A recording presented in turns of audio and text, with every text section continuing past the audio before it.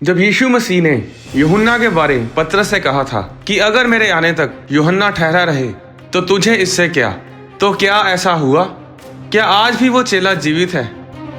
2000 साल पहले जब यीशु मसीह धरती पर थे, उस समय रोमी सरकार का इजराइल पर कब्जा था और जो भविष्यवाणियां दानियल, जकरिया और यशाया भविष्यद्वक्ता ने की थी, उसके अनुसार इजरायली लोग जानते थे कि एक मसीहा आएगा जो इजराइल के दुश्मनों को खत्म करेगा और अपने राज्य को स्थापित करेगा। यूहन्ना बपतिस्मा देने वाला भी परमेश्वर के राज्य का प्रचार कर रहा था कि अपने मन को फिराओ, परमेश्वर का राज्य निकट है। यीशु मसीह ने भी यही प्रचार किया कि मन फिराओ, परमेश्वर का राज्य निकट है।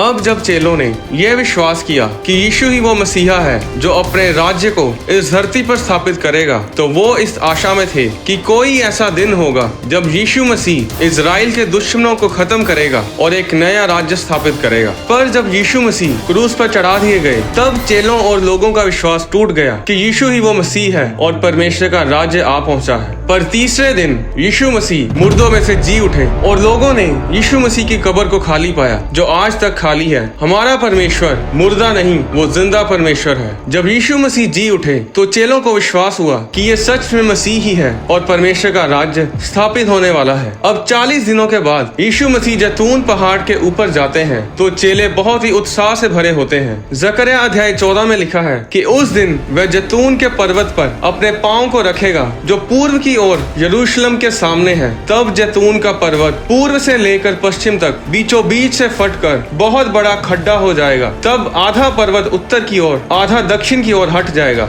उस दिन यरूशलेम से बहता हुआ जल फूट निकलेगा।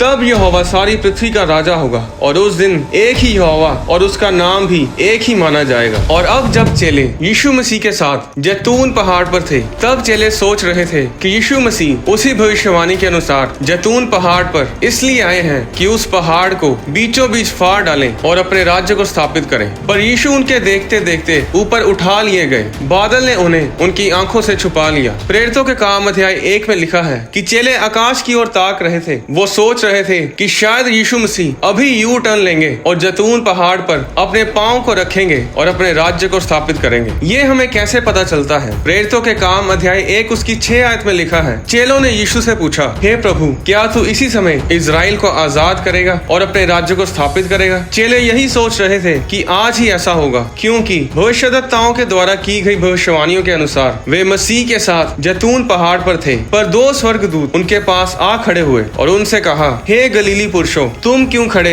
आकाश की ओर देख रहे हो? यही यीशु जो तुम्हारे पास से स्वर्ग पर उठा लिया गया है, जिस रीति से तुमने उसे स्वर्ग को जाते देखा है, उसी रीति से वह फिर आएगा। तब चेले वापस यरूशलेम को लौटे और पिन्तेकुस्त के दिन पवित्र आत्मा आया। जब वे सब पवित्र आत्मा की सामर्थ से भर गए तो कलीसिया बढ़ने लगी। यीशु के स्वर्ग पर उठाए जाने से कुछ दिन पहले जब यीशु चेलों के साथ गलील की झील के किनारे भोजन कर रहे थे, तब यीशु ने पतरस से 3 बार पूछा था कि क्या तू मुझसे प्रेम रखता है? और हम सब पतरस के उत्तर को जानते हैं। उसके बाद यीशु ने पतरस से कहा था कि जब तू जवान था तो अपनी कमर बांधकर जहाँ चाहता था फिरता था, परंतु जब तू बूढ़ा होगा तो अपने हाथ फैलाएगा और दूसरा तेरी कमर बांधकर जहाँ तू ना चाहेगा वहाँ तुझे ले जाएगा। उस समय पतरस सबसे छोटे चेले यूहन्ना की तरफ देखकर कहता है कि हे प्रभु, इसका क्या हाल होगा? तब यीशु ने उससे कहा, यदि मैं चाहूँ कि वह मेरे आने तक ठहरा रहे तो तुझे इससे क्या, तू मेरे पीछे हो ले। यूहन्ना अध्याय 21 उसकी 23 आयत में लिखा है, इसलिए चेलों में ये बात फैल गई कि वह चेला ना मरेगा। तो भी यीशु ने उससे ये नहीं कहा कि वह ना मरेगा, परंतु ये कि यदि मैं चाहूँ कि वह मेरे आने तक ठहरा रहे तो तुझे इससे क्या। चेले भी कई बार परमेश्वर के वचन की व्याख्या में गलती कर देते थे। अब चेले मन में ये सोचकर बैठे थे कि यूहन्ना कभी नहीं मरेगा, क्योंकि यीशु ने उनसे कहा था कि तुम में से कुछ ऐसे हैं कि वे जब तक मनुष्य के पुत्र को उसके राज्य में आते हुए ना देख लेंगे, तब तक मृत्यु का स्वाद कभी न चखेंगे। अब 70 ईस्वी के दौरान जब रोमी सरकार ने यरूशलेम पर कब्जा किया और भवन को तोड़ दिया, उस समय सिर्फ 2 चेले जीवित थे, जिनमें से एक थोड़े समय बाद मर गया। और जो सबसे बूढ़ा चेला जो अब तक जीवित था वो यूहन्ना था, जिसके बारे में यीशु ने यूहन्ना अध्याय 21 में बताया था। अब यरूशलेम तबाह हो चुका था। यहूदी लोग दूसरे देशों में बिखर गए थे, भवन तोड़ दिया गया था और चेले ये सोच रहे थे कि भविष्यवाणियां पूरी हो चुकी हैं और यीशु मसीह का आगमन हो जाएगा, क्योंकि यूहन्ना अभी जीवित था। 80 ईस्वी में में यूहन्ना जीवित था। 85 ईस्वी में सम्राट डोमिशियन ने क्रिश्चियंस को सताना शुरू किया और वो यूहन्ना से इतनी नफरत करता था कि उसने भरी सभा में एक बड़े बर्तन में उबलते हुए तेल में यूहन्ना को डाला ताकि लोग डरें और यीशु मसीह का प्रचार करना बंद करें। पर क्या हुआ? यूहन्ना का एक बाल तक नहीं जला। सम्राट डोमिशियन गुस्से से भर गया क्योंकि वो यूहन्ना को मार ही नहीं पा रहा था। उसने यूहन्ना को पतमोस नामक आइलैंड पर देश निकाला दे दिया। पर प्रकाशित वाक्य 1 उसकी 9 में लिखा है, मैं यूहन्ना जो तुम्हारा भाई और यीशु के क्लेश और राज्य और धीरज में तुम्हारा सहभागी हूँ, परमेश्वर के वचन और यीशु की गवाही के कारण पतमोस नामक टापू में था। मैं प्रभु के दिन आत्मा में आ गया और अपने पीछे घूमकर मैंने सोने की 7 दीवटें देखी और उन दीवटों के बीच में मनुष्य के पुत्र सदृश एक पुरुष को देखा जो पांव तक का वस्त्र पहने और छाती पर सोने का पटुका बांधे हुए था। उसके सिर और बाल ऊन वरन पाले के समान उज्जवल थे और उसकी आंखें आग की ज्वाला के समान थी। उसके पांव उत्तम पीतल के समान थे जो मानो भट्टी में तपाया गया हो और उसका शब्द बहुत ही जल के शब्द के समान था।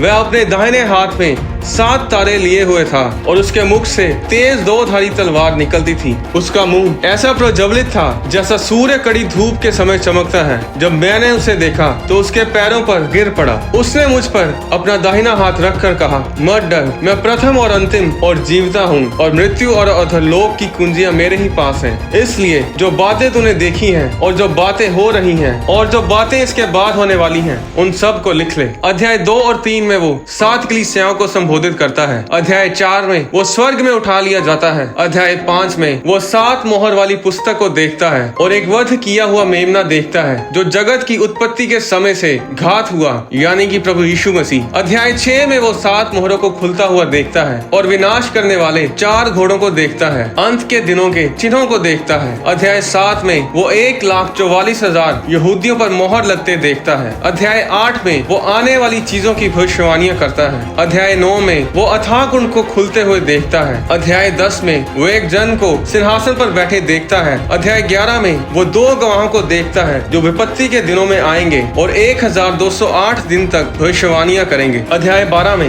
वो एक स्त्री को देखता है जो सूर्य ओढ़े हुए थी। ये इजराइल है जो एंटी क्राइस्ट यानी मसीह विरोधी से बचकर जंगल को भाग गई, जहाँ परमेश्वर की ओर से उसके लिए एक जगह तैयार की गई थी कि वहाँ वह 1208 दिन तक पाली जाए। अध्याय 13 में वो एक पशु को समुद्र से निकलते देखता है जो एंटी क्राइस्ट यानी कि मसीह विरोधी है, जिसके 10 सींग और 7 सिर थे। उसने झूठे भविष्यद्वक्ता को देखा जिसके मेमने के से 2 सींग थे और वह अजगर के समान बोलता था। अध्याय 14 में वो 1,44,000 यहूदियों को परमेश्वर के सिंहासन के सामने उठा लिए देखता है। अध्याय 15 में वो और विपत्तियों को धरती के ऊपर आते देखता है। अध्याय 16 में वो फिर धरती पर छोड़ी गई विपत्तियों के बारे में बताता है। अध्याय 17 में वो भेद बेबीलोन के बारे में बोलता है। अध्याय 17 और 18 में वो भेद बेबीलोन के विनाश को देखता है। अध्याय 19 में मसीह के आगमन को देखता है, एंटी क्राइस्ट और फॉल्स प्रॉफिट को यानी कि मसीह विरोधी और झूठे भविष्यद्वक्ता को आग की झील में डाले हुए देखता है। अध्याय 20 में शैतान को बांधा हुआ देखता है, शैतान को आग की झील में हमेशा के लिए सड़ते हुए देखता है। अध्याय 21 में वो नए यरूशलेम को देखता है। अध्याय 22 में वो देखता है कि सब कुछ अच्छा है, फिर श्राप ना होगा, फिर रात ना होगी, परमेश्वर के लोगों को दीपक और सूर्य के उजाले की आवश्यकता ना होगी, क्योंकि प्रभु परमेश्वर उन्हें उजाला देगा और वे युगानुयुग राज्य करेंगे। तो क्या हुआ? सिर्फ एक मनुष्य था जो इतना लंबा जिया कि परमेश्वर के राज्य को देख सके। वो परमेश्वर के राज्य को शारीरिक रूप से आते तो नहीं देख पाया, पर आत्मा में परमेश्वर ने अपने राज्य को उस पर प्रकाशित किया। तो वह एक इंसान तब तक नहीं मरा जब तक उसने परमेश्वर के राज्य को ना देख लिया, और वो इंसान था प्रेरित यूहन्ना, जिसने प्रकाशित वाक्य को लिखा। सब परमेश्वर की महिमा करें। हम सब देख सकते हैं कि प्रकाशित वाक्य में लिखी गई हर एक भविष्यवाणी, हर एक बात पूरी हो रही है। और अगली वीडियो में मैं आपको बताऊंगा कि इस युग का अंत बहुत ही नजदीक है। बहुत ही नजदीक से मेरा मतलब है कि सिर्फ 30 और 40 साल रह चुके हैं जब यीशु मसीह अपनी कलीसिया को लेने आएंगे और हम परमेश्वर के साथ युगानुयुग राज्य करेंगे।